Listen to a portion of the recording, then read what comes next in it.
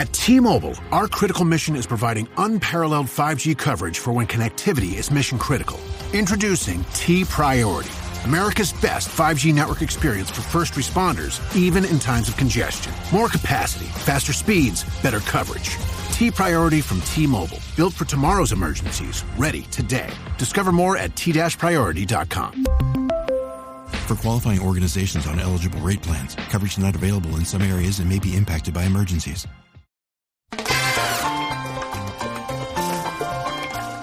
You're listening to the Animation Addicts podcast with the Rotoscopers, episode 138, Emperor's New Groove. Huh. Yeah, it's all coming together. Kronk out. There are despots and dictators, political manipulators. For more information about this or any other episode of the Animation Addicts podcast, make sure to check out rotoscopers.com. That's where you can find a community, as well as all the news and reviews of the animation world. He was born and raised to rule. No one has ever been this cruel in 1,000 years of aristocracy. Hey, everybody. I'm back, America. Welcome to the Animation Addicts podcast with the Rotoscopers +1. My name is Mason, and this is our super special episode for the Emperor's New Groove. First of all, you can tell that I've been gone for a while, so I'm a little rusty.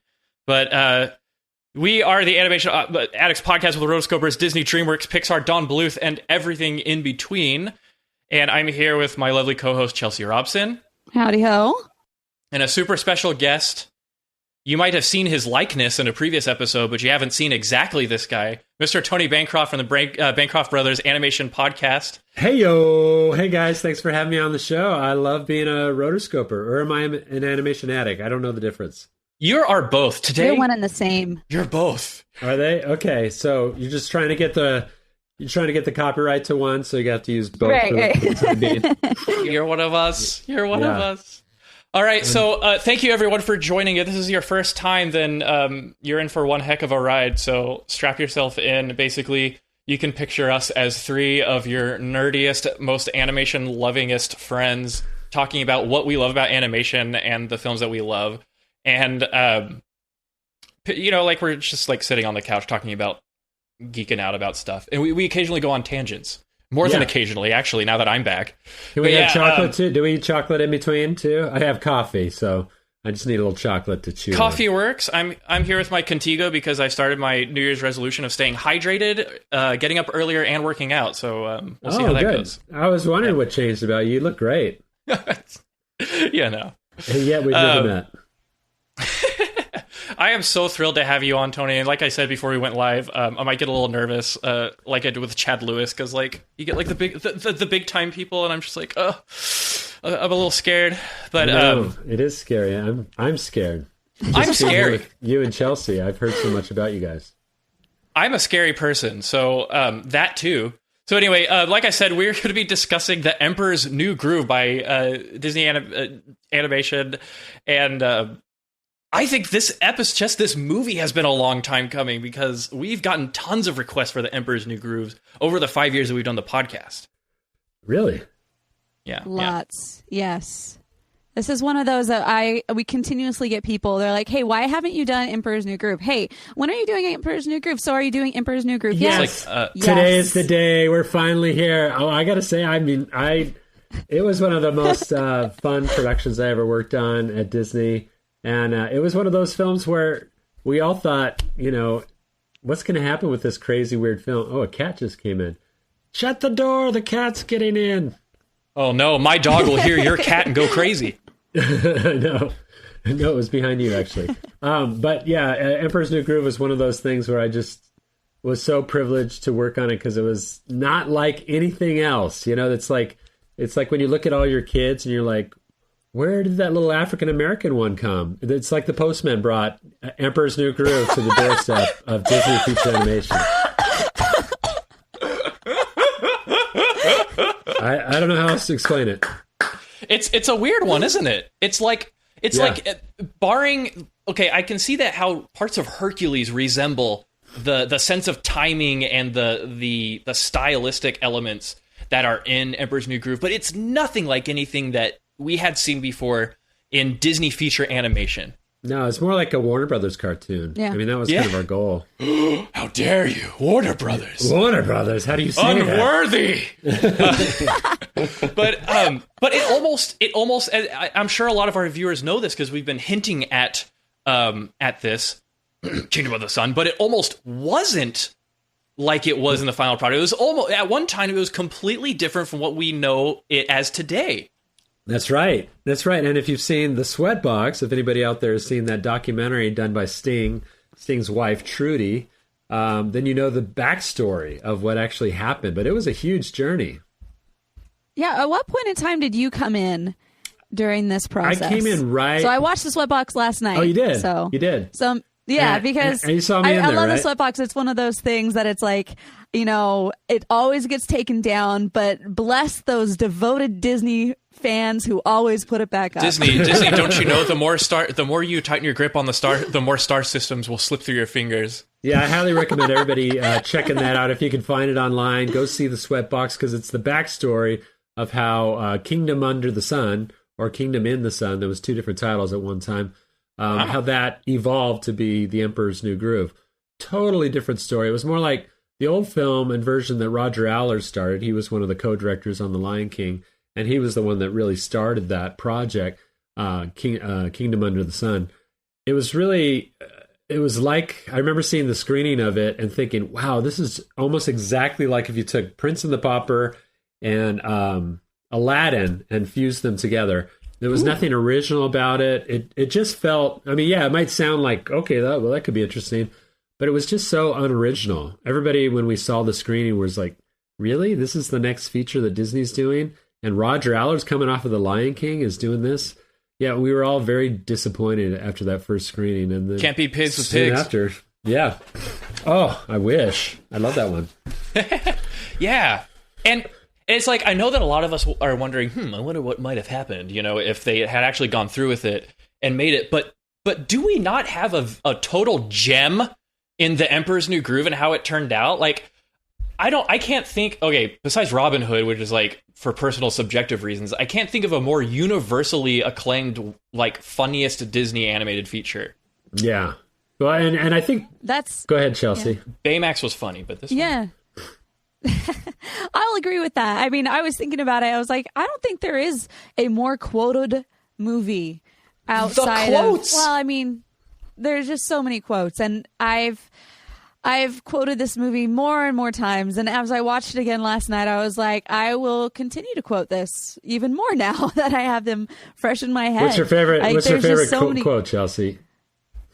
My favorite quote is definitely, okay, this, because it always comes to my head. Every time I go shopping, I, pass the ice cream aisle, and, that exact scene where the angels pop up, where the angel says, you definitely should not buy that ice cream. Then you would eat it. And then the devil says, exactly. Plus, I can do this. Angel, he's got a point. That's what does that have to do? Every single time. That's the thing that goes through my head around ice cream. So obviously, it's a lot. Oh, in the chat here, we've got my spinach puffs. That's a good one. That's a great one. Oh yeah, please send us your quotes in the chat, y'all. No, wait, he's got a point. That's what Haley says. And Charmy Sketches says, my spinach puffs. Those are classic. Yeah, those are classic Kronk lines, right? We're not going to have time for dessert. They're all Kronk lines. To answer your question, though, Chelsea, from earlier, when did I come onto the film? It was after the change. So after Roger Allers got fired, and if you've seen the Sweatbox, they cut out 7 songs that Sting had already done and finalized, and kind of started over. And I think I think to what you were saying, Mason, I think that what made this a gem, what made this stand out, and what made it unique is that we had so little time by the time that change happened, and we got Mark Dindal came on as the new full-time director. We had to keep a lot of the production design, a lot of the character designs, a lot of the characters. Some of them morphed a little bit, and there was only one new character that was added, and that was Kronk. But the rest of the characters were there in some other form and had the same names and everything. And they brought in Patrick Warburton and stuff. And I'll get into how I first heard the voice and first heard about the character in a minute. But it was like, but once they made that change, there was only like 8 months left in the production.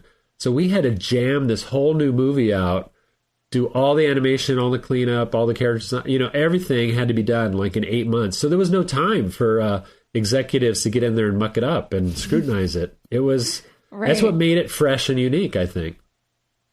So you had just directed Mulan after this. And so you've already taken before this in 98, you directed Mulan, which I heart Mulan. I really do. That's for a different podcast. Yeah. But it came right after that. So I just had a question. As a former director, what are some of the things that you kind of saw in that changeover or different things that, like, what kind of lessons did you learn from this whole experience? Well, this episode is brought to you by Prime Video. In the small town of Holland, Michigan, nothing is ever what it seems. Behind the tulip festivals and pretty houses lay dark secrets that threaten to tear a marriage apart. Nicole Kidman stars in this darkly twisted thriller about a wife and mother whose quest to uncover her husband's secrets may get her more than she bargained for. Holland, streaming on Prime Video, March 27th. I remember seeing, and this was actually towards the end of the production of Emperor's New Groove. By the time the documentary, the Sweatbox, was done, I remember going to a first screening of that. They screened it for the staff first, and pretty soon after that, shut the whole thing down. I mean, it never saw the light of day again. But we did have a screening for the animation folks, and I remember feeling really sad for Roger Allers. I mean, it kind of sets it up in the movie and stuff, and you see him like walking on the beach, on the coast, and the waves are hitting his feet, and he's like melancholy. It's very heavy drama there.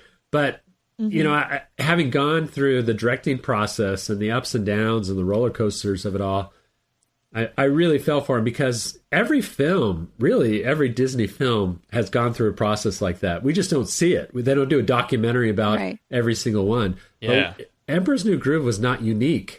The only thing that was truly unique about it was that they practically started over. But a lot of them have pretty much started over. I mean, Tangled was a different movie. You've heard the story about that. Absolutely.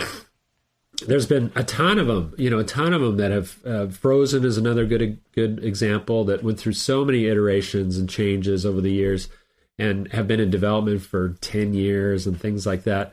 Actually, The Emperor's New Groove was fast in comparison to some of those. So yeah, it was definitely a different film back then, though. Yeah, that's interesting how you say that this process of this iterative process of the production of getting the story right and going and like the executives and pleasing everyone, I guess, in the production pipeline, I guess. It's interesting that you say it's not unique to The Emperor's New Groove. I guess it just really meant something to Sting and his wife, so they decided to make the documentary. Yeah. But so what was it like? Like, so you were in a directorial position with Mulan, and then I think you were supervising animator for one of the characters for this film, right? Oh, yeah, Kronk. I did Kronk. For Kronk. So, what was it like? Kind of, I don't know. Do y'all in the animation industry consider that like stepping down, or do you just like do you have like a different perspective as an animator being a director, or how did that change your experience, or did it? Well, I mean, for me, the whole, this is my backstory of how I came to the movie, is that, and it's a good question, because a lot of people do, like, oh, well, yeah, is that a step down going back in animation? I guess I didn't really think of it that way. Your hair looks great, Mason. It looks wonderful. Thanks. I'm a preener. Just ignore the preening. Your hair looks great too. Right back at you. I don't know if you forgot that your camera's on, but it still is. But yeah, I mean, I came off of Mulan, and I was up in development for like 6 months, and I was developing ideas, and I thought, I'm going to pitch, the next big Disney film, and I was they just said, go upstairs in the development. They gave me an office, and come up with ideas, no hurry, And so after 6 months, I pitched to Tom Schumacher, who was then the VP of development. I pitched him, hey, what if we did a superhero movie? And I really wanted to came from comic books, my brother and I. So I wanted to do a superhero movie. And I pitched Peter Schneider, the president of animation, the whole concept of like Spider-Man and how he, had this great feeling of responsibility because his he could have saved his uncle, and so with great power comes great. And the whole theme of what Spider-Man is about, because he was like, superheroes, they're just so one-sided. This is way before Disney even considered buying Marvel. Yeah. And I was pitching the idea of Disney should create their own superhero and do it. And this is also way before The Incredibles. And sure enough, they turned it down, and they were like, no, we already did our superhero movie. It was called Hercules, and it didn't do well. And so they were dead set against that idea. And, of course, Brad Bird did The Incredibles and did it really well later on. And then I pitched the idea of Puss in Boots. And I said, I love the story of Puss in Boots, and what a great visual, this cat in boots. And I was going to do it as like a sword swashbuckler movie. I thought it would be really fun and have a lot of action adventure to it. And this is, again, way before Shrek, way before DreamWorks did anything with Puss in Boots. And Tom Schumacher just said, no, Disney can never do a title like that. It's too X-rated, And I'm like, DreamWorks could. Yeah, DreamWorks can. DreamWorks would happily do it. Yeah, and I said, if we'll put a poster out there, and it'll be a cat in boots. What are people going to think? They're going to think it's about a cat in boots, But yeah, they just couldn't consider it at the time. And so then later, DreamWorks did that. And then I pitched an Irish folktale. I really wanted to do something Irish and with Irish music and things like that. And then later, they turned that down too. I was going to do something with giants, and of course now they're doing a giant movie. Nothing was really working out for me, and I could tell by the landscape of where things were going that nothing was getting greenlit at the time. Now, I didn't know, I didn't have a crystal ball to see what was going to happen next, but this is right before all the layoffs and the change of everything going from 2D animation into CG animation with, Pixar and everything. So it was a very volatile time, a very slow period where they were trying to figure out what's next and where they were going to go as a studio. Yeah. So instead of sitting up there for another couple years, just pitching ideas and being turned down constantly, I said, I really miss animating. I really want to go back in the animation trenches. Is there characters I could work on in something that's currently in production? And Tom Schumacher said, that's great. Okay.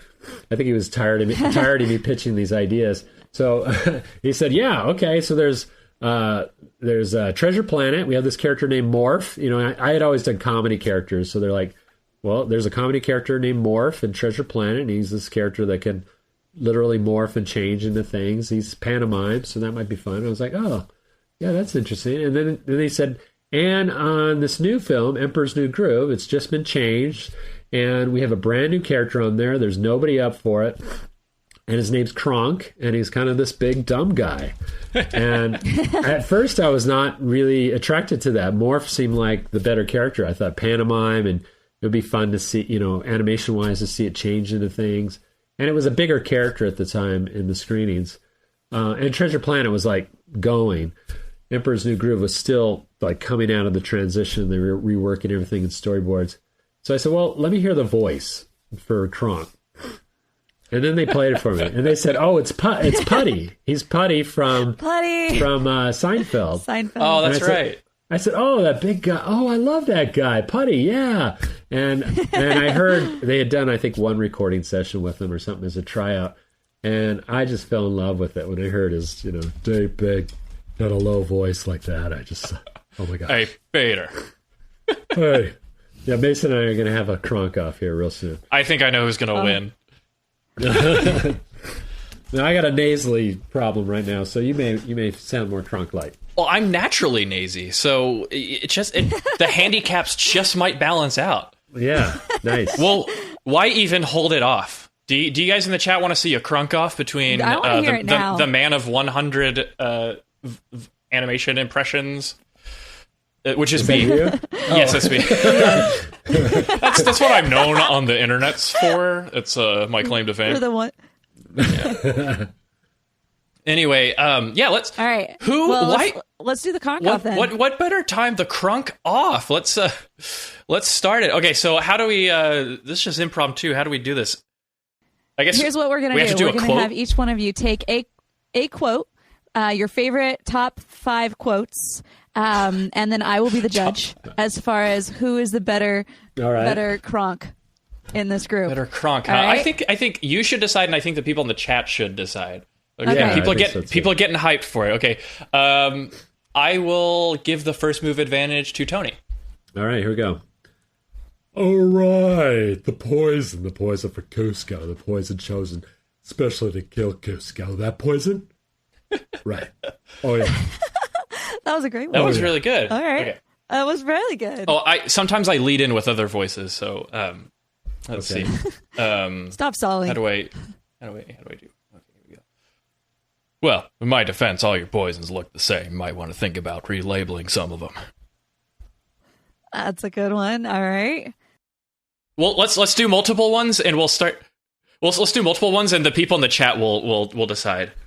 Yeah, I think Tony has a little bit of an advantage here, just because he's heard this so many times. Yeah, and I'm older and I'm very muscular too. That helps, I think, with the diaphragm. It does. And my voice sounds like this. Yeah, and you got that high squeaky thing. All right, I'll do the same line. What was it you just did? In my defense, all your poisons look the same. You might want to think about relabeling some of them. Okay. Well, in my defense, all your poisons do look quite alike. You might want to think about relabeling them. You know. That last bit sounded spot on. Oh, no! Yes. I won't have my groove thrown off. The people in the chat are clearly favoring Tony. I got to knock you out with this one. Right, got to knock you out in the second round. Let's see.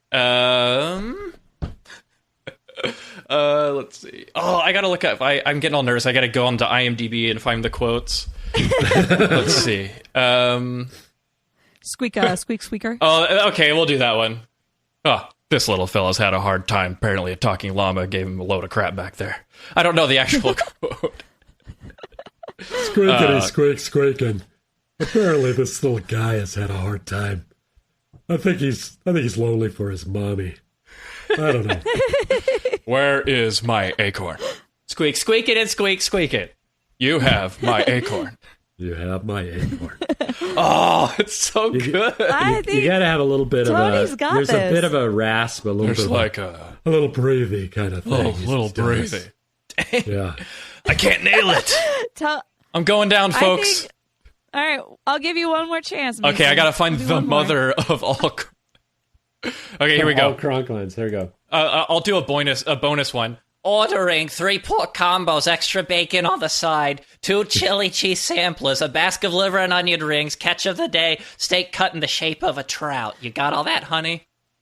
3 oinkers, wearing pants, plate of hot air, basket of grandma's breakfast, and change the bowl to a gill. Got it. There you go. If you could do that one. Go.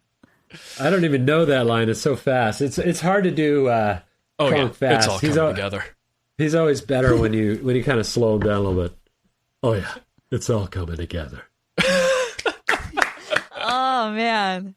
Okay, hey, okay. Instead of fighting each other, let's do like they do in almost every episode of Dragon Ball Z and fight with each other against a common enemy. I'll do the. Yeah. Do you want to do the? We could do the shoulder devil. Oh yeah, the devil and angel. Yeah. Thing. Okay. Are you looking at a script somewhere? Because I don't have that in front of me. Okay. All you have to do is say, what does that have to do with anything? When I do the reason number 2, and then you do the listen, you guys, you're kind of confusing me. So be gone. Okay. Or whatever whatever I have to get. All right. Or whatever I gotta say. Okay. Listen up, big guy. I got 3 good reasons why you should just walk away. Number 1, look at that guy. He's got that sissy stringy music thing. We've been through this. It's a harp, and you know it. Oh, right. That's a harp, and that's a dress. Robe. Reason number 2, look what I could do. Ha ha ha ha. Was I supposed to say something there? Yeah, what does that have to do with anything? Oh, yeah. Oh, what does that have to do with anything? No, he's got a point. I ruined my line. I don't know. I don't remember that line. It's funny. I animated that whole sequence. You did? Every single scene. Yeah. How did you help from not cracking up every 5 seconds? I loved it. It was probably one of my best runs on any animated feature I ever did because I'd purposely, as supervising animator, you can kind of pick and choose the scenes, and the director's like, yeah, we want you to do all of it, so go ahead and, handpick stuff. Yeah. And so I did the poison, line that I did earlier. I did that animation when she, all that scene.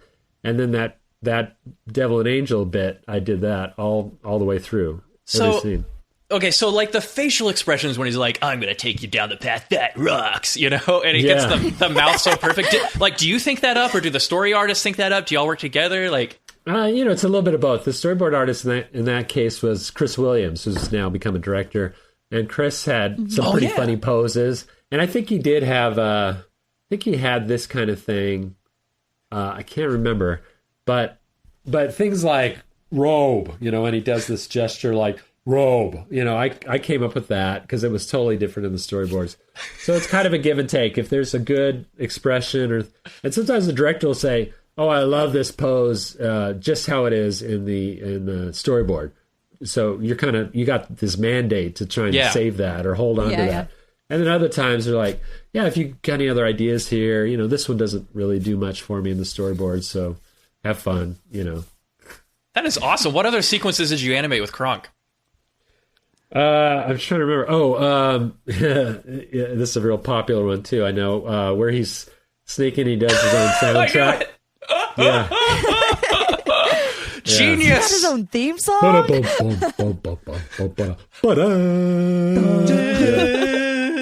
Some guy's walking by him like, okay. I'm so glad I was unconscious during all this. That was funny in the storyboards, though. I mean, I really give credit to the storyboard artists for that, because it really was about just Patrick Warburton's funny little thing, and then that pose of like, I'm not here, you can't see me.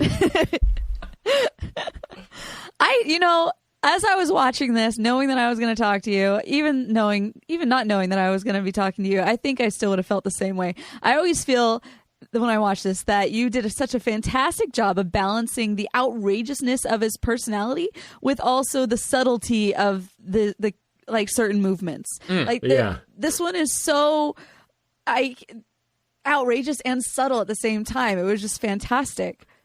Yeah, and some of that was due to Mark Dindal and we were talking about Warner Brothers earlier, and that was a bigger influence, right. Chuck Jones and things like that, more than the Disney classics. So stylistically, Mark was pushing all the animators to go a lot more posy and kind of hit things harder and stay in poses. And so in some ways, almost a more limited style as opposed to slow ends and kind of, a lot of, drifting movements and things like that traditional feature animation is usually known for. So it had a different style to it, which really lended itself well to Kronk and his humor style. Yeah, totally.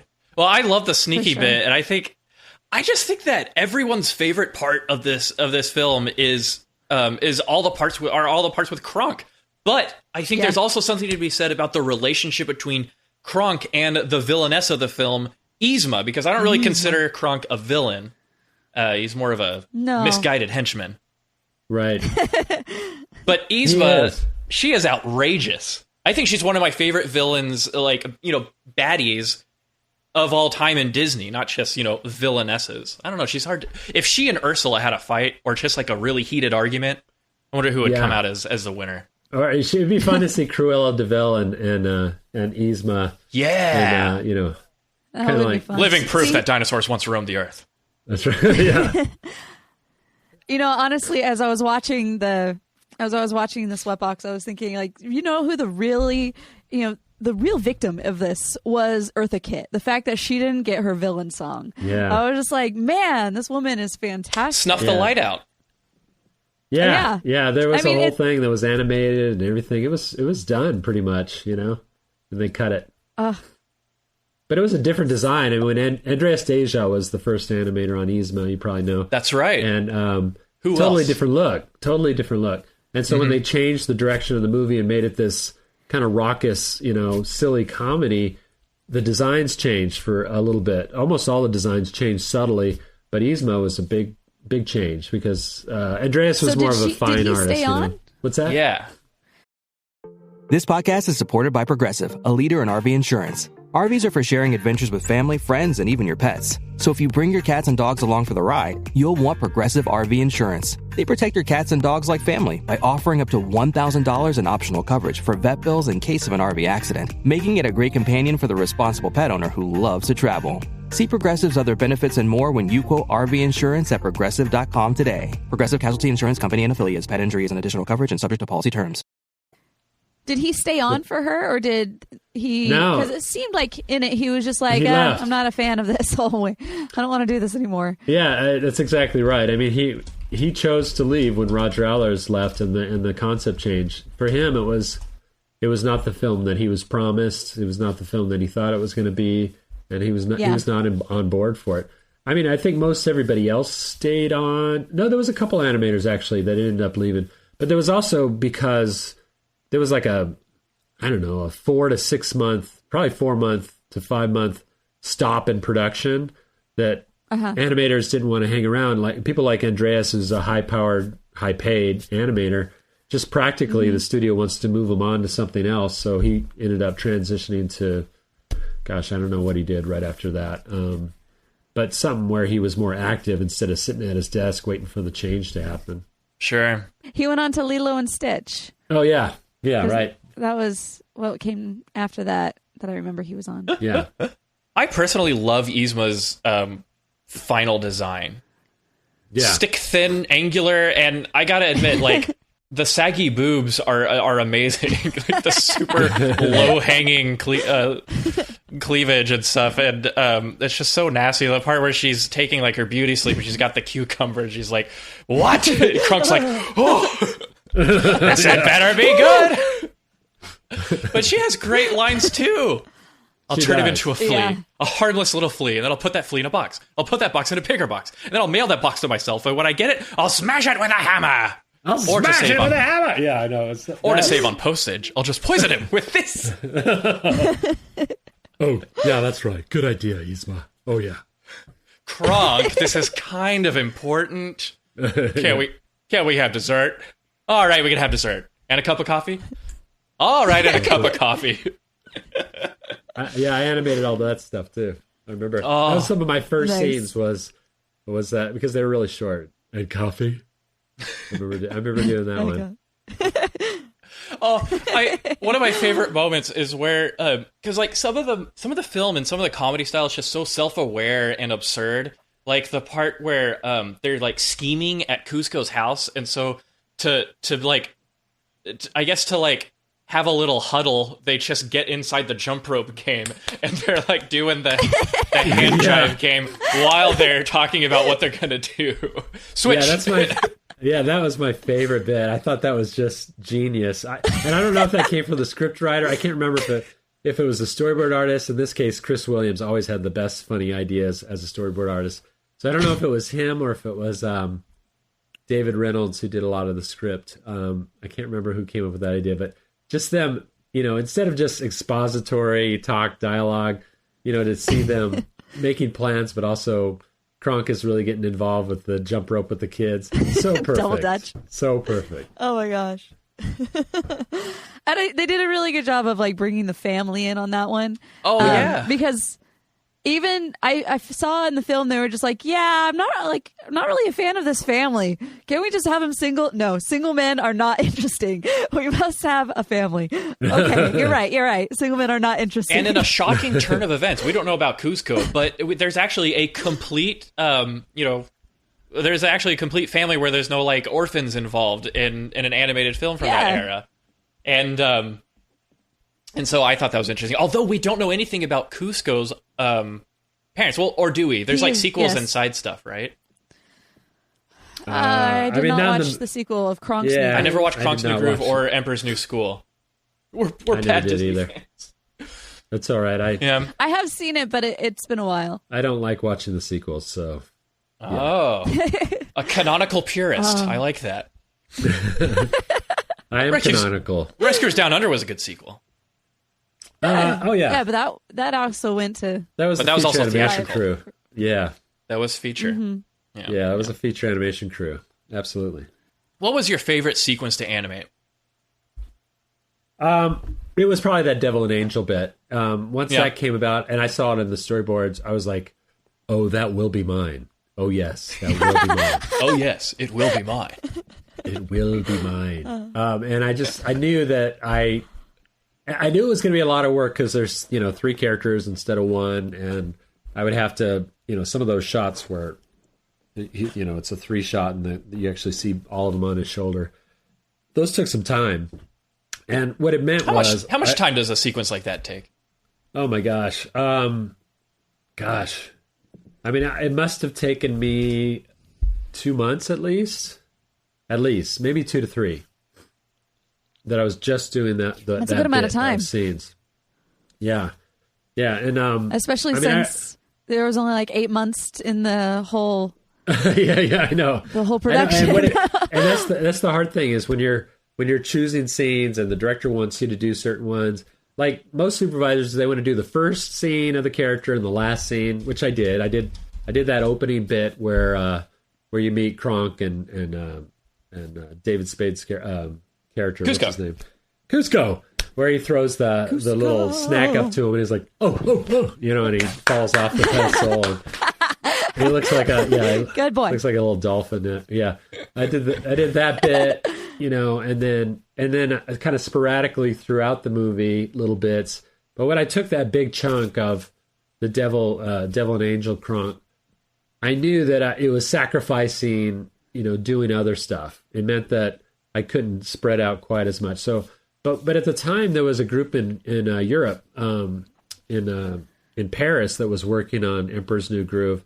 They were the guys that had worked on Tarzan, and because we were behind, because we were really aggressively trying to get this movie done, they came onto the movie, all these animators from Paris. And so a lot of Kronk Yzma stuff, the whole funeral scene of Kronk and Yzma at the funeral. Well, getting any better. Great eulogy. Yeah, that's all. It's all Paris. And then what I think is one of the more excellent Kronk sequences, and really well done by them. When they're out in the woods traveling, and Kronk's got that backpack that's carrying Yzma. Yeah, that stuff. All that was done in Paris. And I the only thing I did is they would send me through fax machine. That's what we had back then. Wow. They would fax me drawings, little thumbnail drawings. Yeah, I know. A lot of people are wondering.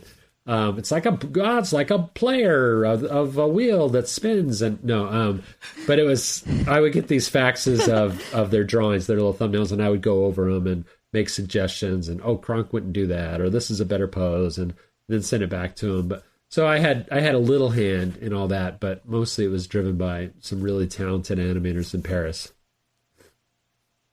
Oui. Well, while we're on the subject of Kronk, I dug up a little thing from my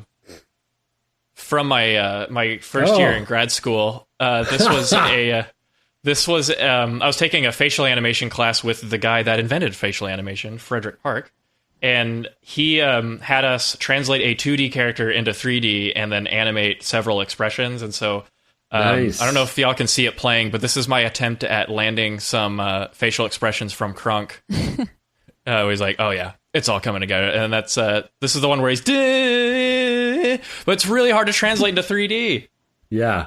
His face, I mean, it's such a graphic film that it's better done it's graphic, in 2D. Kids. It's graphic. It's graphic. Don't show this at home. But yeah, I mean, you probably would have been well suited if you had this at the time. So you can see. We're not worthy. Seriously. But yeah. Do you get to keep that for if you're a supervising animator, do you get to keep that? Like, that's yours? Yeah, you do. Yeah, and that's the privilege awesome. and honor of being the supervising animator, is you get to keep your maquette at the end of the film.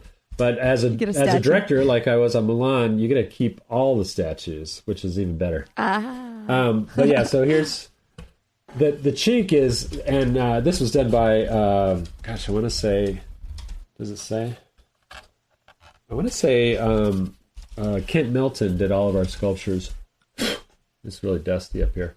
But yeah, he had a really good... this helped me a lot when I was first starting to design him. We did drawings and stuff, but to be able to actually turn him and get it like an upshot of him and stuff like that, this really helps, because I could have really used that, actually.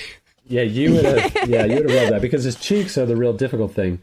they have to be graphic from the side and the 3/4 view, but then how's it look from the front and that sort of thing. Yeah, that's tricky. Real tricky. So Kronk has ridiculous body proportions. Was that a challenge for you animating someone like that, or had you had experience animating a character like that before? Oh yeah, it was very difficult because, like we were talking about with the Devil and Angel thing, I mean, he had these huge shoulders, and whenever like I had a tiny to, waist, whenever he had to walk he'll bring through honor the door, to us all. Yeah, you don't see very much of it, but like when he was going down the stairs, his legs were his leg proportion is very small to his upper body, and I was always really battling with that. I didn't want to make him feel like he was so top heavy that he would just like fall over or something. So it took me a while to gravitate to that. But also, when I first started on Kronk, I was so nervous. And here's a funny story. I was so nervous because up until that point, I had never drawn a character with hands before that was a human. I'd done a clock, Cogsworth and Beauty and the Beast. I'd done Iago, the parrot, so he had these feather kind That's of hands. right. And I had done Pumbaa, the warthog, who had, hooves. So I was like, oh, man. And luckily it was very stylized, so it was very forgiving in that way. But just I had to do a lot of research in like how to draw a big buff guy. So I got all these muscle magazines early on, and I put up pictures all over. I had like a whole bulletin board of pictures, cutouts of muscle magazines and all these guys that are like really pumped and stuff. And I used that as research. But one day my daughter, who was very young at the time, I think she must have been 5, she came to visit Daddy for lunch one day. And going into my office, she was like, oh my gosh. She was like, because they're all like half naked. And so she leaves and tells her mom, Mommy, Daddy's got naked men all over he needs to take those off his desk. I don't think Daddy should have naked men on his desk. And I was like, honey, it's just research, really. I'm just, and then I got all this. It's just reference, honey. I literally took him down like the next day. Yeah. Well, yeah, I do a little animating in town for a game company, and when you're looking at, like, you have to look up reference, and so like people pass by your desk and see you looking up all sorts of weird stuff at that. It's a really funny story. Well, and these days, I mean, luckily we didn't have the internet back there, and this is 1941. No, it was a while ago, and we didn't have Google search and that sort of thing. So it was all about finding books and magazines. I remember studying Pumping Iron, which is like the very first documentary on bodybuilding, and it stars Arnold. Arnold Schwarzenegger. Dude, he gives Lou Ferrigno so much crap in that movie. He's hilarious. He does. He's really mean and kind of rude. Is. Very cocky, very cocky. He's mellowed with time and politics, I guess. But yeah, I would watch that all the time. But yeah, if you try to do a search these days for, magnificently strong men, you'd get, all kinds of porn. It would be horrible. Well, you got that safe search now and a family filter, I think, on Google. Yeah, that's sometimes true. It works. Sometimes, but yeah. Oh, there's always something that passes. Well, we were working on a character last year, and the guy who was sculpting the 3D model for the game for the character who was female was like, "Yeah, Art Lead sent me nudes the other day." Okay, yeah, very cool, man. I love hearing all your stories. I wish I could just pick your brain for like 4 hours. Well, okay. Can't we do that? You're not doing anything. He's like, please no. This is going to be the biggest live stream ever. It's epic. Well, I mean, I one thing I can't talk enough about when it comes to Emperor's New Groove, obviously Patrick Warburton was he was so great to work with. And I remember going to see him record, because as the supervising animator, the directors always invite the supervising animators to all the recording sessions. So I was there at all the recording sessions with Patrick. And he was such a down-to-earth guy, even though he had done some live action and he was putty and all this kind of stuff. But and he still is such a down-to-earth guy. I'm still pretty good friends with him today. Like, he invited me to a Christmas party, like, just this last year, which was really cool, at his house. Aww. But, yeah, he's a good guy. And And I do drawings for him and stuff when he asks, and even if he doesn't ask, I'll do a Kronk for him. You're just like, here. Because I mean, we did a podcast with him, my brother and I, on our Bancroft Brothers animation podcast, and he still admits that it's like the best thing he's ever done. The thing that he is probably the proudest of was doing Kronk in Emperor's New Groove, and I think that's cool.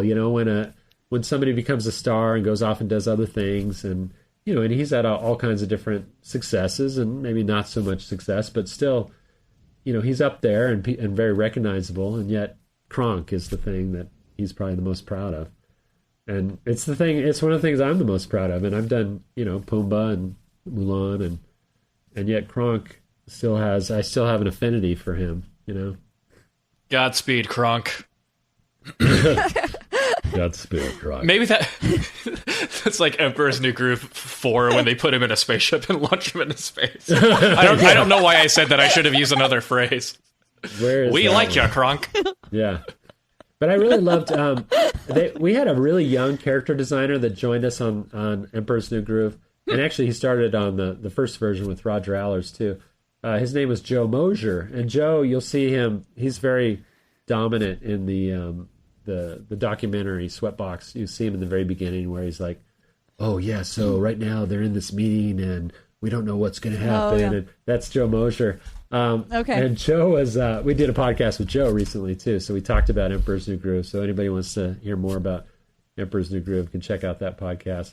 But Joe was a young guy. He was only, I want to say he was 19 or 20, maybe 20, 2021 probably. We'll say that.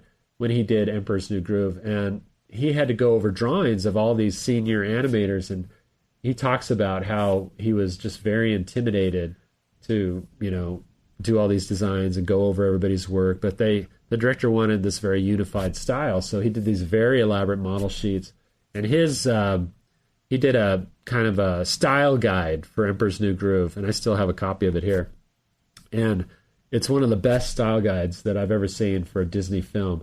Because it really goes down. He breaks down how he draws the hands with the cut off fingernails and stuff like that, and his graphic style, which is part Milt Kahl and part Ronald Searle, and just kind of him married together in there somewhere. That really gives this unique style, which is one of the greatest assets I think of Emperor's New Groove is how it looks. Yeah. I'd say that. Yeah. Scary beyond all reason? Yeah, you can say that. Yeah, exactly. I felt like, this movie, if it's interesting, you look at like the IMDb where it rates, like it kind of, as far as all of the different Disney animated movies, there's like, it kind of like goes, it's pretty up high for, Little Mermaid, Beauty and the Beast, Aladdin and the Lion King, and then, kind of tanks for Pocahontas. But then it pops back up. Pops back up a little bit. And the thing is, like, Emperor's New Groove is probably the highest rated after... like Lion King or something? After Pocahontas. It's the... Yeah. It's the highest rated after that time. And I think everybody just loves it because of all those strange little things that just make it so... You know that nobody is taking themselves seriously in this film. Yeah. And so it lets you not have to take anything seriously. Well, and I think that's one of the reasons why they like it. Go ahead, Mason. Oh, well, I just wanted to explore that a little bit because in the end... Like, where do you put Emperor's New Groove in one's ranking of Disney films? Like, does it score high because it's so crazy and comedy-centric, or can we even compare it to Disney classics that have, I guess, more heart and more, like, that focus more on craftsmanship or more on the story, like The Lion King, speaking totally subjectively? Like, should we give it a pass because it's so wacky? Hey, it's Haley Steinfeld. When everything requires your attention, it can be tough to figure out what to prioritize. But I'm here to talk to you about something that you should always put first, your breast health. In fact, if you're 40 and over, you should be getting screened once a year. And if you're under 40, it's never too soon to visit yourattentionplease.com to learn about your breast cancer risk. So go on, pay the girls some attention and take the time to find out your breast cancer risk at yourattentionplease.com. Trust me, your future self will thank you. I feel like when they said so itself, the plot, by all accounts, it doesn't make sense. I think it's a good question because when the movie came out, it did not do well. Unfortunately, it kind of tanked in the box office. I forget what the opening weekend numbers were, but it did not live up to expectations. And yet the staff, the crew that worked on it, we loved that film. We had so much fun, and we poured ourselves into it in a short amount of time. Like I said, we were working late hours, but loving every minute of it because it was so unique and so different, and they just let us go. And for animators, for creatives, there's nothing better. And so we feel like when it came to marketing the film, though, I think the studio didn't know what they had. They didn't know how to really judge this. I remember Mark Dindal and some of the story guys, they created their own trailer for the movie and tried to pitch it like, this is how we want you to sell it. And it was this kind of off-the-wall, kind of wacky trailer, just like the movie is. It really captured the tone. Yeah. And yet, when the trailer came out, it was still like the Disney voice going, Walt Disney's 47th animated feature, The Emperor's New Groove. Come join Cusco, the llama, who wants to be a prince, or is a prince, but wants to be loved. Don't we all want love? Walt Disney walks in. Here at Walt Disney Animation Features. Yeah. We've been working on a new comedy for all the family. Yeah. Here in our it just didn't capture the tone. And so all of us animators and everybody that worked on it, we were just so upset when the marketing went out and the first trailers came out, because we thought nobody's going to get how special and unique this is. And sure enough, we didn't have the numbers. Nobody came out for it. And it was also at a time where 2D animation and Disney animation was kind of going down instead of up. So people didn't have high expectations of it, and people didn't come out for it. What's happened later, though, like now, is that it seems to be huge. It seems to be bigger than it's ever been. It has this huge cult following. Oh, yeah. So many people, just like you guys said, so many people quote the lines. So many people are just in love with this movie now. But at the time, that's why it was kind of one of the things that didn't help us and kind of helped kill 2D animation, because it was kind of that one and then Sweating Bullets and then blah, blah, blah. And they just lost the momentum of good movies. But I think there is one thing story-wise that we've always, I've had discussions with my brother about, or other people. And, a character has to be, they say a character really needs to be likable from kind of frame one. It's the save the cat kind of thing. If you know that storybook, a lot of people use in Hollywood. It's the idea that a main character should have some kind of redeeming value, should be likable from almost the first moment you meet him. Even if they're kind of a bad guy at first or selfish, you got to have kind of a glimpse into a good guy deep down that you'll kind of root for. And I don't think Cusco was that character. I think Cusco, and combining that with David Spade, who had this reputation of being, funny jerk guy. Right. I think Cusco never grabbed the hearts of the audience like the other Disney characters have in the past.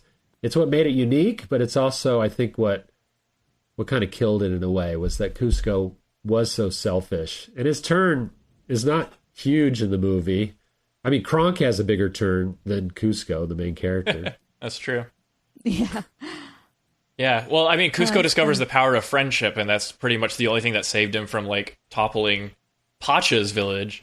And it's so interesting because Cusco is hardly redeemable, and you're right, he doesn't have that glimpse of something that could redeem him. He's pretty much all flaw, all character flaw. And if it weren't for Pacha, who is his foil, I guess, plot story speaking, the whole time, then I think people might get really put off by Cusco if he wasn't so hilarious and sarcastic. I think Cusco represents the very witty, sarcastic person that we sometimes wish we could all be.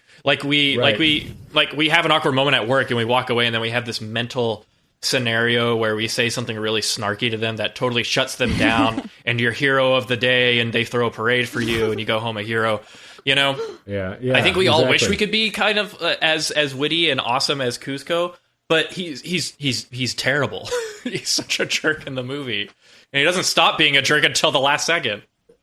Exactly. But I think what you just hit on, Mason, which is his sarcasm, that was not a really popular thing to see in characters back then when this movie first came out. And I think it's become more popular. I think sarcastic comedy and things like that and that kind of biting wit is more popular now with your generation probably than the generation that came before that would have seen this in the theaters. And certainly for parents, they didn't want their kids seeing sarcastic characters or idolizing that kind of attitude.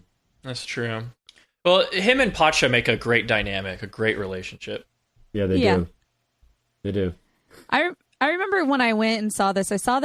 I was with my sister and her kids, and they were probably about under 10 for sure. And I just remember liking it, and I remember they liking it, but I'm not sure if my older sister liked it though. And so she would have been like that one, a little bit older. She's we're 13 years apart, so there is a difference. Wow. But it's I can see exactly what you're saying with that. Yeah, I mean, he had a guy thrown out the window. Well, it wasn't the first time. It won't be the last. It won't be the first. It's not the first one. It's not the last. Poor Piglet. I'm a rascal. It's something that I've thought about often though over the years, and I'd love to hear, if not that, what's your opinion? Why do you think it didn't do well in the box office? Emperor's New Groove. Why it didn't? It probably was the marketing. It probably was, and I'm looking at a graph right here. It has like all of the U.S. gross in millions of like all of the Disney movies when they came out, and it bumps way up with Tarzan, and then comes down for Emperor's New Groove. But IMDb is like it pulls it a little bit down from the much higher Mulan, and then pops up for Emperor's New Groove for Tarzan. Yeah. And so it's interesting to see that that correlation there, like as to why did Tarzan do much better theatrically, but it still wasn't as liked as Emperor's New Groove. It's a conundrum. I don't know. I think it has a lot to do with the VHS sales, maybe.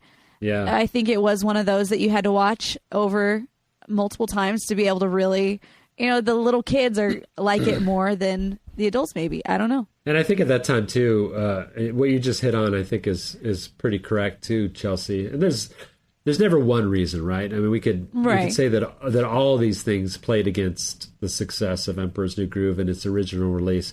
But also, I think the fact that it wasn't a musical and it wasn't a girls' film. It was definitely more of a boys' film with the sense of humor and the main characters all being male. That I think girls had a harder time getting their heads around it. It wasn't romanticized. There wasn't much of a love interest at all. Hardly any Tarzan female did characters. have the love interest.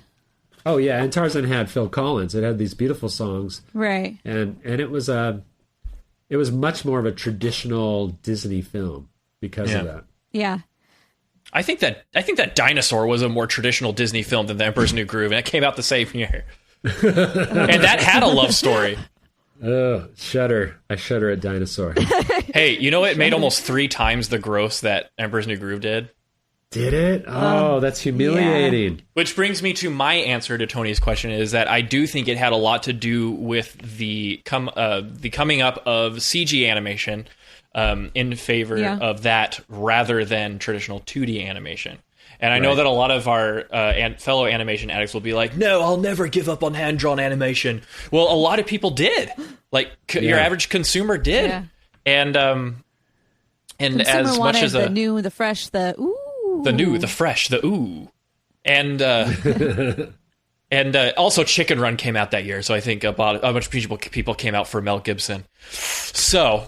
Yeah, and then Monsters Incorporated, Monsters Inc. and Shrek came out in 2001. So it was like Emperor's New Groove was like surrounded by CG and 3D effect animation. Yeah, it was. I don't know. Which you could say. I mean, if it had a different story, or if it had a romantic side, or if it had better songs to it, or something, that maybe it would have people would have gravitated because it was different, because it was 2D, but. For whatever reason, it like I said before, I think it was one of the films that because it had a downturn economically, financially, it kind of put a nail in the coffin for 2D soon after that. Well, I guess to kind of round out this discussion, and let me know if y'all agree with this. I think that Emperor's New Groove, in whatever ranking you have in your mind of Disney animated film, it has to stand apart. And it's look at that! Oh, that's great! I love that. I love that sequence where he's turning into the llama very slowly. It is like, hey, Kronk, how about those spinach puffs, huh? You know, for those that can see us, these are actually a gift that I got from Nick Ranieri, who's my good friend. He was the supervising animator on Cusco, and he did these for his crew. What they are is Cusco and Cusco Llama. What do you call them? You know, you put a coffee mug on it on the table. Yeah, what do you put the coasters? Coasters. These are coasters. That's awesome. Well, yeah, I wasn't just having a hysterical fit for those of you who are listening to the audio-only version. So you'll have to go back on the video and figure out why did Mason freak out at around the 45-minute mark. What? Oh my gosh! So in the end, I think you just have to put it in its own category. I would say it is a Disney cult classic, but then that's where you put the Black Cauldron. So I don't think the two really go together. So I really think The Emperor's New Groove just goes in the groove category. Beware the groove. It's got its own. Beware the groove. It's got its own groovy area. That's for sure. It does have its own groovy area. But I love the film. I don't know what I'm going to rate it yet. You know, we rate the films at the end of each episode, so get ready. Out of 5 stars, or Mickey Mouse ears, or whatever currency you use for your rankings. But yeah. Any last thoughts on the film? I did want to. Yeah, I did want to go in a little bit into the music. Ooh. I mean, the fact is, the only song that really holds my mind is Cusco. Ba, ba, ba, da, ba. Oh, that's such a great. Oh, I like it when you sing. The fact Come that on, they got, sing some more, Chelsea. The lyrics are he's great. He's the sovereign lord of the nation. He's the hippest cat in creation. He's the alpha. He's the alpha, the omega, A to Z. Da, da, da. I love it. Yeah. The who sang that, right? So who sang fantastic. Yeah, Tom Jones. Tom Jones. What's new, pussycat? Yeah. Whoa, Did they have his likeness kind of running around in that sequence? Yeah, they did, and he was dressed as Elvis because he was performed at Vegas. Right. Yeah, I heart all of that. And that one was done by Sting. He did put that together with other collaborations as well. But like that song, and then if you look at the album, it's like, and the best original, the song that it got an Academy Award nomination for Best Original Song was My Funny Friend and Me. Right. Which is the very last song, like after the big dance party, everybody gets into the pool and everything, and it goes obligatory straight to animated the dance slow, party. Yeah, but it just goes into like this super slow R&B remix of a song that we never even saw in the film. You know? I know. I thought that was the lamest song too. We got to bring those back. That's like that. From what I remember though, Sting. I think it was a holdover. I think that "Funny Friend of Me" song was a holdover from the first version, and they kept that for the credit song because Sting liked it so much, and he was kind of demanding that. But that's funny. But the directors asked for a song to open. They did want to have Sting as the songwriter, and they wanted some Sting songs, but he had lost all his momentum. Once they killed like 7 of his songs, he was like, I don't know if I even want to work on this. I mean, you see it in the Sweatbox. He's like, I don't even know if I want to do anymore. But they're like, can you please just give us an opening song? So he did that Tom Jones number, which is very unlike Sting. It's not a real Sting. Very unlike Sting. Yeah, and I think he did it begrudgingly. I don't think he was proud of it. I think that's why, they just put Tom Jones on it. Sting didn't want to sing it. He wasn't going to do that. Can I just say though, I was listening to all of the songs and all of the what was in Kingdom of the Sun, and I'm just going to be honest and say that I don't think I would have liked it. Yeah. Like, you look at Phil Collins, and Phil Collins, he's got, like, his worked with Tarzan. Sting, any of the songs that he put in there, like, just the melodies that he was doing, and I don't know. I just had a hard time with it. Maybe I'm just not a Police fan. Hey, whatever. What? I know. But take that back. Feel like... Woo! Yeah. Pull that over. There's a 911. Ouch. That's it. She's going down. I just feel like none of them really had that. Well, no, the Llama Llama song. Oh, okay. I was a fan of. You like that one? I did like the Llama Llama song just because it was the Walk the Llama Llama. Ooh. I felt like that one had a lot more energy, and all of the other songs that they showed or previewed were very ethereal, very just kind of like out there. And I just don't think it would have tagged or hit home with normal, like just everyday audiences, and especially kids. Right. I don't think that they would have really appreciated it. I don't think I would have appreciated it at that age. It seemed like all of them would have halted the momentum of the movie, even if it wasn't this wacky comedy. Yeah, no, and they were made specifically for that old story, not for the new one. Right. They certainly, wouldn't have worked. And that's why Sting was totally on board when Roger Allers was doing it. He was totally into the vision that Roger had for the movie, but it was a totally different movie. The tone was more serious. Mm-hmm. It's more of a romance, and everything that Sting kind of represents in his music, that had in the tone and the feel of the story. And then we're, record scratch, we're going the other way now, and it's kind of this wacky comedy thing. That was not Sting at all. So the fact that they got one song out of him in the beginning, and it was a great song. Yeah. Really, really great song. But she loved it, see? So it worked. I did. So I can say that, I do like some Sting songs, and I do. But it was just like some of these just didn't fit. Message and I felt like me and my funny... Whoa. Come on. No, of course you like those. Like there's the standard ones that everybody knows, everybody likes. Yeah, Turn great. on your But then like light. as a whole, I didn't feel like much. Why am I explaining myself? Chelsea, you're fine. You're fine. Yeah. But so they should have changed gears. I just don't feel like they would have pushed it forward. They should have got Cyndi Lauper to do the music for Emperor's New Groove. They could have had a whole new sound and stuff. It would have. I don't know. Or who's the group that did her 80s phase or her country phase? Oh, her 80s phase for sure. Girls just want to have fun kind of thing. That's more the vibe of Emperor's New Groove. Yeah, very much. Except there's no girls in the movie. Or there are, but they're in it for like 2 seconds. Yeah, what's the group that did Rock Lobster? I forget. B-52s.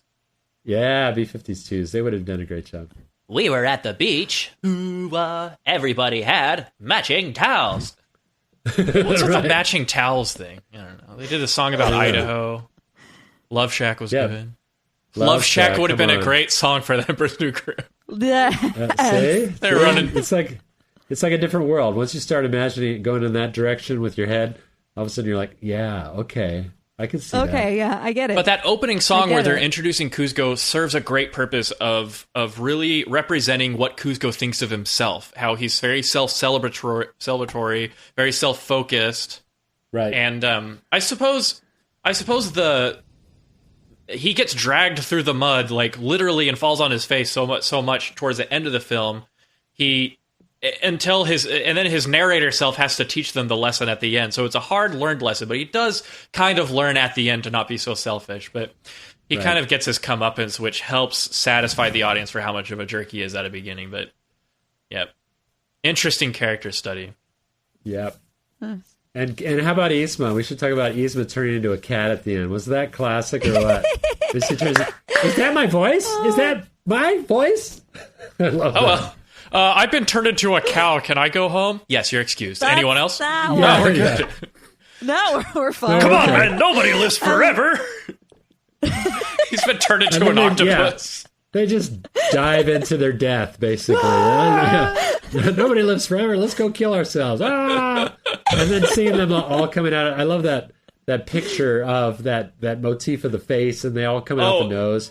The zoom, the push out, and then the bigger push out, and then the even bigger push out. I think at some point there's such a big push out that it goes out into the jungle, and they do this little bit with monkey. Like this naturalistic scene with like a monkey eating. It's like, what's with the monkey? Can we get back to the action, please? Empower. Claire is practicing her breathing for her upcoming yoga retreat in Bali. Has she ever done yoga before? No. But Claire worked with Empower on her savings and investment strategy. She got good at money, so she can be a little bad. Empower. Invest well, live a little. Join our 19 million customers today at Empower.com. Past performance is not indicative of future returns. Investing involves risk. You may lose money. Advisory services are provided for a fee by Empower Advisor Group, LLC, EAG, a registered investment advisor with the Securities and Exchange Commission. Om Namaste. There's so much. I remember seeing those in storyboards, that first monkey scene, and it really set the tone of the comedy. Once we saw that, we're like, oh, it's one of those kind of movies. It's like Sky. I get it. It's like Skynet has become self-aware. Right. You know? And you had characters like talking to the camera. Kronk, at certain points talks to the cameras and stuff, breaks the third wall, that whole thing. That had never been done in a Disney feature. It made it really unique. How did y'all feel about that? Was there a commotion in the studio, or was it a breath of fresh air? What was it like? No, most of the crew was like all over it. They loved it. I mean, it was because it was so unique and different. People were like, I can't believe we're doing this. I can't believe they're letting us do this. But like I said, we're getting away with it. They couldn't do it fast before they stop us. Right, we did. And that's why we cranked it out in 8 months. I mean, they couldn't stop us. We had to get it done. Yeah. Well, we don't want to take too much of your time, Tony, but we do have a few questions from chat. So just give us the signal when you're sick of hearing from us and talking with us, and then we'll start wrapping up. Okay. And so this one's from Charmy Sketches on the rotoscopers.com/live. Can Mr. Bancroft talk a bit about how he was working with David Spade? I wouldn't know. I didn't work with David Spade. I worked with Patrick Warburton. So, I heard his recordings, and my buddy Nick, who did work with David Spade on Cusco, he would tell me stories and stuff. But I think overall, David was into it, and I've heard David Spade say the same as Patrick Warburton, that he looks back at doing the voice for Cusco as a good thing, in his career. All right. Let's see. Haley Mullins from Rotoscopers chat says, was there any collaboration between y'all and Florida, or California and Florida, during Emperor's New Groove? When did they shut down? Oh, that's a good question. The Florida studio was still going, but we did this all in California. I started at the Florida studio with my brother, and then I left to go into animation and things like that, and work in the Burbank studio.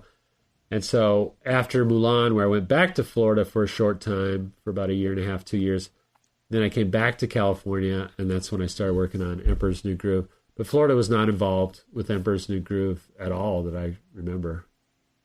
Okay. And then this one's from Mark Brown. Oh, shout out to Mark Brown. I met him personally, and I just saw him randomly at Universal Studios when I was taking a vacation. I know, I wasn't at Disney. Sorry, y'all.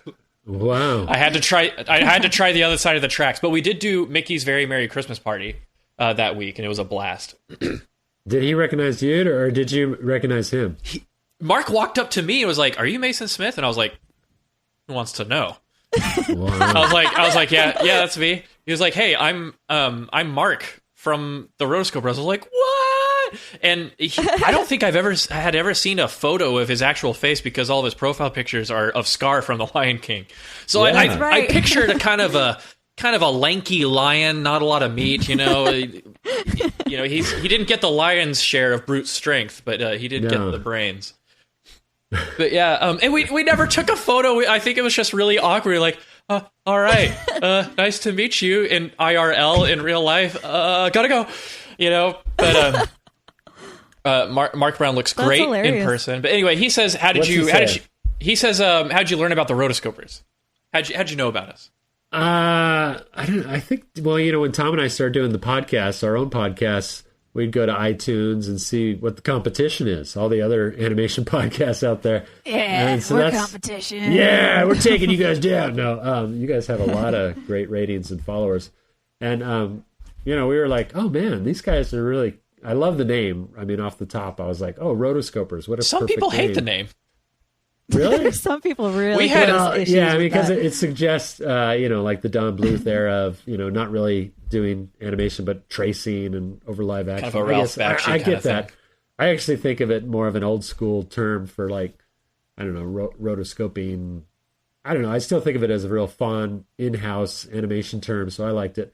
Anyway, but yeah, I think that's how we first found out about you guys and did some research on different podcasts and stuff, and I liked what you guys were doing. I like the format that you guys have.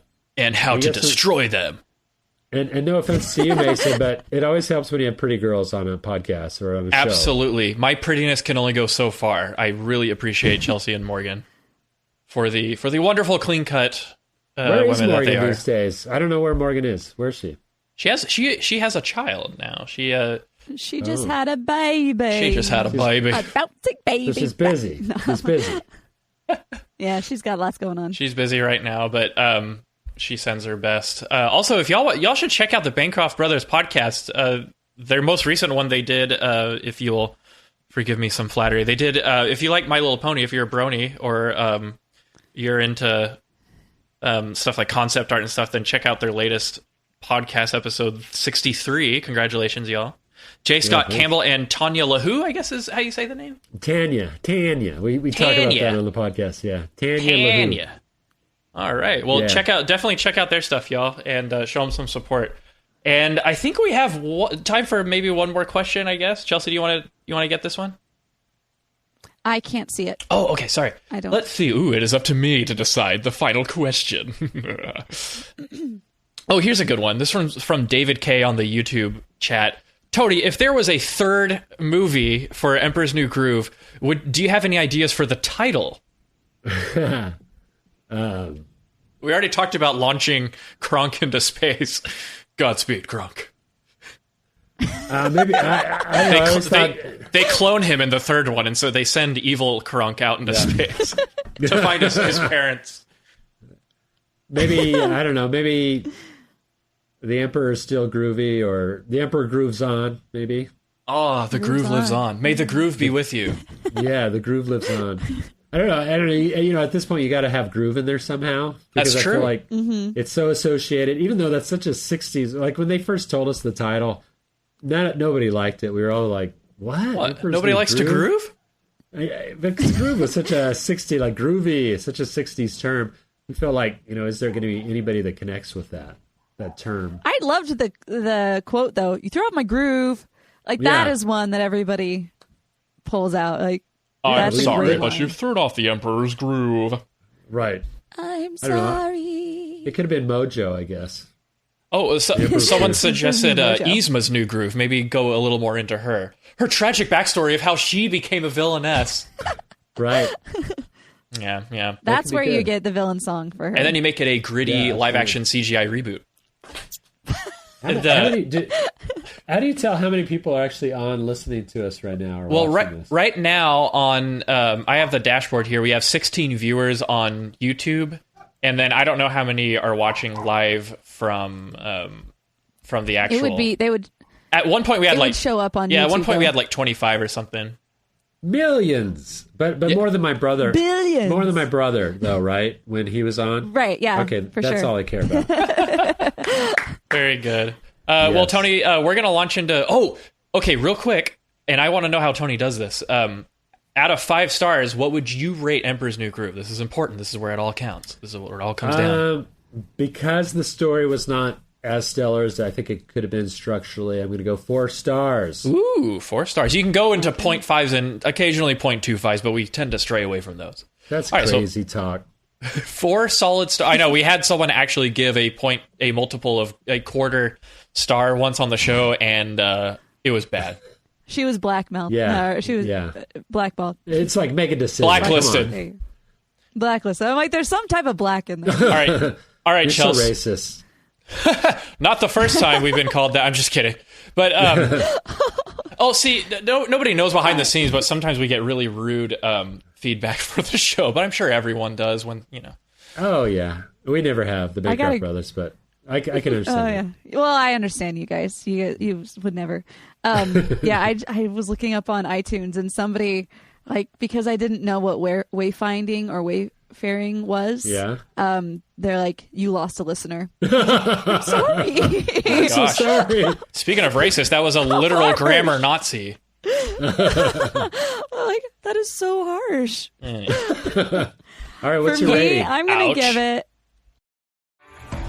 Este episodio es presentado por Honda. Descubra la nueva Honda Passport Trail Sport todoterreno. La Passport más todoterreno que Honda haya imaginado jamás. Esta Passport cuenta con mayor altura al suelo, barras de techo en todas sus versiones y neumáticas especialmente diseñados para cualquier terreno. Además, disfruta todos tus viajes con el control de clima de 3 zonas, techo panorámico y opciones como asientos delanteros con calefacción y ventilación. Conoce más en honda.com/passport. Yeah. I will also. I'm going back and forth between 4 and 4.5. I almost want to do 4.5 just for nostalgia and wackiness. Yes. In fact, I'm just going to do that. 4.5 for wackiness. Nice. 4 stars. This one is brilliant. But I don't know if Tony knows this, but I give a 5-star. A 5-star rating is where The Lion King is, and maybe one or two other films. But as far as 2D hand-drawn animation, The Lion King is the perfect 2D hand-drawn animated film, in my opinion.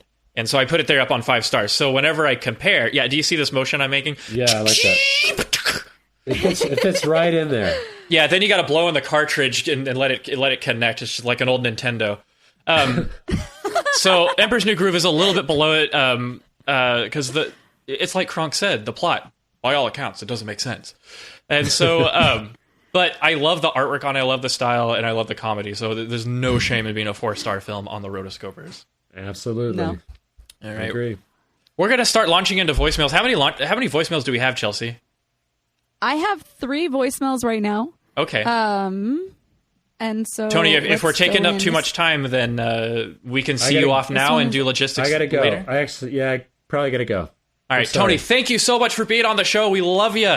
And I'm sure I would love your brother Tom, but not as much as you, thanks. I guess. Hey, we'll do a crossover. Tom, maybe we'll have all 3 of you guys, all the Rotoscopers on the Bancroft Brothers, and maybe we'll do like a 5 people. That'd be great. 5 people on one podcast. The technical difficulties are going to kill us. Yeah, Chelsea will have to go to somebody's house that has better Wi-Fi, though. I will most definitely go to the library. That. You'll be in the library.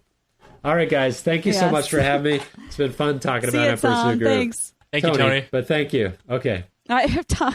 I'm sorry. You're racist. Just get out. No. Jeez. Just get out of here, Tony. Just abort, eject. All right. See you guys. I'm sorry. Bye. Oh, poor Chelsea. That's just... Poor me. I always get the short end on these things. There's our title for the episode. I'm just kidding. We wouldn't do that. Oh, man. We are very grateful that Mason is back. He is known as the funny one, and I am poor Chelsea. And Chelsea is the... I don't know. I can't even say it. It's so weird. No one could be coming. Walk the llama llama. Walk the llama llama, double L-A-M-A. Fluff up your fur, stick out your chest. Walk the llama llama, now you're looking your best. There's a voicemail playing right now. We're just going to run with it. Sorry, this is Alex. Ha! Boom, baby. This is Alex calling in to give my review of The Emperor's New Groove. This is honestly one of my favorite Disney films. I know it's not the most bold or ambitious, but it's definitely one of their funniest, right up there with Aladdin. It's also one of the most quotable. I know that you 3 have quoted this movie several times on the podcast, and I think that it ranks among Aladdin, Hercules, and Tangled as one of the most quotable Disney movies. I feel like this is one of those Disney movies that were a disappointment at the box office but experienced newfound popularity on home video. This is similar to Hercules and Treasure Planet to an extent. And my favorite thing about this movie is the characters. There's not a single character in this movie that I don't absolutely love, and a lot of that is due to the top-notch voice cast, which I think is among the best that Disney has ever assembled. I also think that the score for this movie is underrated. In my opinion, ranks among the best scores for a Disney movie. So overall, I give it 4.5 stars. Keep up with good work, and Kronk out. Kronk out. I love it. Okay, so that's awesome. I forgot the name of the caller because I think the beginning cut off. Alex. Yeah, sorry. Thank you so much. I was for like, your, let's just cut out from talking about Chelsea again and her. She took control of the conversation real quick there. Like, no. She's like, no one's gonna do that to me again on the podcast. I'm in control. Chelsea's darker side tonight on podcast expose. So he brings up a great point. Do you think that can you name a better and more well put together voice cast for a Disney film than The Emperor's New Groove? Because I think it ranks pretty high up there. It really does rank very high up there. That would be hard for me to definitively say right now. I'd have to really go in to look at that.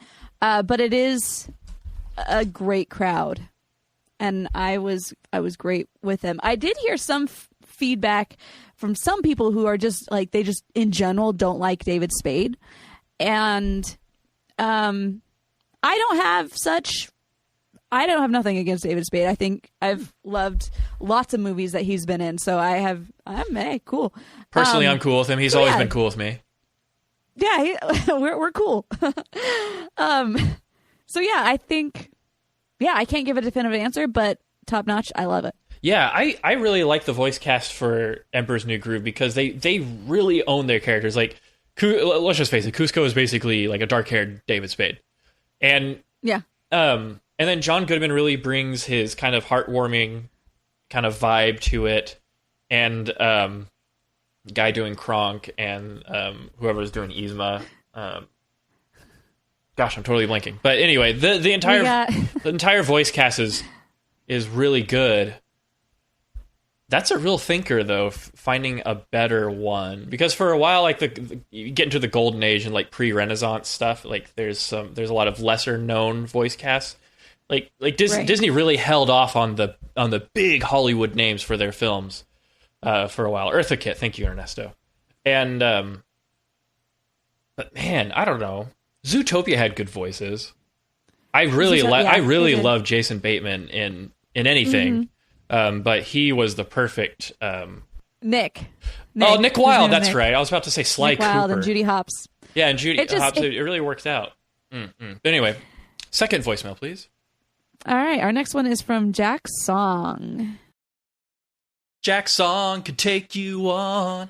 Jack Song could take on you. Hey, Rotoscopers, this is Jack calling in about The Emperor's New Groove, and I gotta say, I love this movie. It's impossible to hate for me. How can anyone hate this movie? It is quotable. It is like Disney's most quotable movie. I can just quote all day about this. So how do you remind me you're related to Pacha? Why, I'm his third cousin's brother's wife's stepniece's great aunt, twice removed. Wrong lever. Why do we even have that lever? For the last time, sir, we did not order a trampoline. That's right. Trampoline. Also a great one. I can go on and on about this movie. Every time I watch it, just brings a smile to my face. Are the characters memorable? Maybe Yzma and Kronk are, and maybe Kuzco and Pacha aren't as memorable. But it's kind of forgiven because it is a dynamic comedy duo, which I do enjoy. But what else can I say about it? I mean, I would probably give it 4 stars objectively, but it gets that nice 5-star for me because it has that, because 1 star for nostalgia, baby. I love it. I hope you guys have a great time with this movie as much as I do whenever I watch it at least once or twice a year. So, Rotoscopers, take care and keep up the great work. Jack Song can take you on. Jack Song can take on anyone. Thank you, Jack Song. Yeah, I like who doesn't like it? I can't think. I know that there was someone in the Rotoscopers Patreon group. We have a Patreon exclusive only Facebook group. Said that they didn't like it. I'll try to find it while you. It was because queue up the next. I think he was the one that said because he didn't like David Spade. Really? Yeah, but anyway, this one is from Jeremiah. Hello, Rotoscopers. It's Jeremiah, calling about The Emperor's New Groove. This is a long-awaited episode, of course. And this is possibly the most quotable comedy ever made, because, as witnessed by everyone quotes it. If you are a Disney nerd, you have to quote this movie. You have no choice. You have no free will on the subject. Actually, I was literally a few weeks ago at college, and Carolyn, a friend of mine, pressed the button for the crosswalk and said, "Pull the lever, Kronk." To which, of course, I responded, "Wrong lever!" And a third party was happy to add, "Why do we even have that lever?" And, of course, that got my morning off to a perfect start, possibly the best morning of the year. I am absolutely excited, by the way, that you have a special guest, Tom Bancroft. Hello, sir. I am just a little fan, but actually, I think you're amazing. I was just wondering, what was it like helping animate Kronk? What was it like trying to work with somebody who's so bulky? Was that a challenge, or did it free you up, actually, working with somebody who's so cartoony? And also, what do you think makes Disney special? All right. That is all, Rotoscopers. Thank you for a great year. Happy, I think, 4th anniversary? Yes? I think, maybe, I don't know. I've only been with you 4 years since January, but it's been a fantastic ride, and I've loved all your stuff. All right, see you guys. Thank you, Jeremiah. Wild ride indeed. I loved that. Anytime that a random third party can join in on a Disney quote, like continual quote, makes my life happy. That is awesome. So thank you for sharing that wonderful experience. And Mason, what makes Disney special? What makes Disney special? Oh gosh, aren't there like books written about that? Why do y'all want to hear my opinion on it? So Disney brought an element of magic to filmmaking through their animation and through their storytelling, through the art form, and they were the pioneers of feature film. They were pioneers of feature film animation, but they were the pioneers that did it the most effectively from a business and from an art standpoint. That's not to say that objectively they are the greatest and that they will always dominate and that you cannot love any other studios, but historically they have been on top. And so I would say I am happy that other studios and other places have had an opportunity to kind of rise up and gain popularity and stuff, but Disney will always have this magical component to it, and like developing that and capturing that and stuff is really what Disney is all about. Very happy to have Tony on the show and that he had all those experiences with Disney animation. Yeah, for sure. Actually, speaking of other studios, we didn't really do a great job of introducing him as far as like the other things that he has going on as well. So after Disney, he went on and he's done so many other things. He is now a producer and co-director. I think he's just producer of a new movie that will be coming out later on this year. It's called Animal Crackers. And I did a brief run of some of the voice cast that's going to be on that one, and you were talking about like awesome voice cast. That one has an awesome voice cast, so I'm really excited to see some of the other things that are coming out, whether or not they have, and most of the time it comes out of more indie situations. I think Disney in this situation, they kind of turned themselves into an indie studio just because they didn't put so much rules and regulations on what the story had to be because they had so little time. They just had to put something out there. And so I'm excited to see some of those different things, especially Animal Crackers, which is going to be coming. Well, it doesn't have a release date, he said, but sometime in 2017. So that'll be fun. Very good. Sometime in 2017. Mason, I'm so glad you were here today. Oh, shucks. It's been a while, hasn't it? What has it been, like 2 months? Something like that, yeah. Y'all, it's been a while. We were trying to ship out a game, and we got it shipped out this week. It's an educational game that teaches calculus, and it's being marketed directly to educators, and I think eventually it'll be for right now it's for use at universities and places of learning, and real proud of my work. There's a trailer out on Facebook.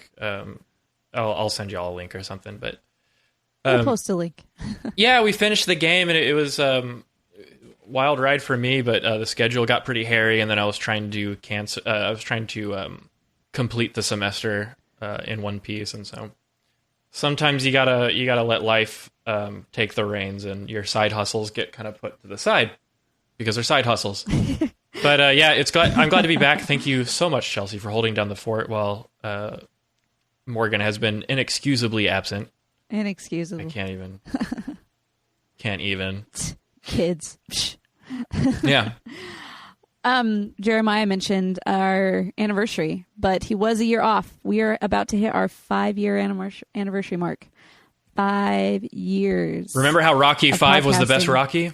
Yeah, it's going to be like that. It's going to be like that. So that is going to be on, I think we're going to be doing something cool on February 6th. That will be our 5-year mark. We haven't decided what we're doing. If you have any ideas, let us know, but we haven't decided. We do know that we did, for our 5th year, we have cut t-shirts. So if you want a t-shirt, they are $1. We've been cutting them with scissors. You can't cut them any more than we've cut them.